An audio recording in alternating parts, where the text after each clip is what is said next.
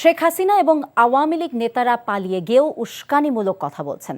দেশে উত্তপ্ত পরিবেশ সৃষ্টি করার কারণে যেসব ঘটনা ঘটবে এর দায় তাদেরকেই নিতে হবে বলে মন্তব্য করেছেন জামায়াতে ইসলামীর আমির ডাক্তার শফিকুর রহমান। সকালে নারায়ণগঞ্জের ওসমানী পৌর স্টেডিয়ামে জেলা এবং মহানগর জামায়াতে ইসলামীর সমাবেশে তিনি একথা বলেন। তারেক স্বপনের ক্যামেরায় নারায়ণগঞ্জ প্রতিনিধি বিল্লাল হোসেন রবিনের পাঠানো রিপোর্ট। সমাবেশ শুরুর আগেই নারায়ণগঞ্জের ওসমানী পৌর স্টেডিয়াম কানায় কানায় পূর্ণ হয়ে যায়।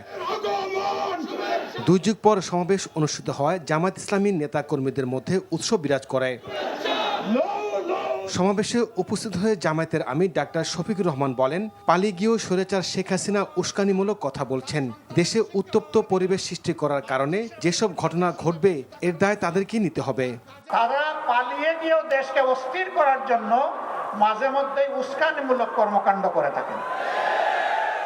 সেই রকমই একটা উস্কানি দুই একদিন আগে তারা দিয়েছিলেন। এইটা কি বাংলাদেশের মুক্তিপাগল মানুষ সহ্য করবে? সুতরাং উস্কানির কারণে যত পরিবেশ সৃষ্টি হবে তার সমুদয় দায় উস্কানিদাতাদেরকেই নিতে হবে। ৫৫ বছর এ জাতিকে বিভক্ত করার পেছনে আওয়ামী লীগের বড় ভূমিকা ছিল বলে মন্তব্য করেন ডাক্তার শফিকুর রহমান। কথা বলেন দুর্নীতি, দুঃশাসন, হত্যা ও গুম নিয়েও। যারা গডফাদাররা জমিদারি নিয়েছিলেন তারা কি করেছে? তারা তাদের আপার কাছ থেকে এগুলো আদায় করেননি কেন?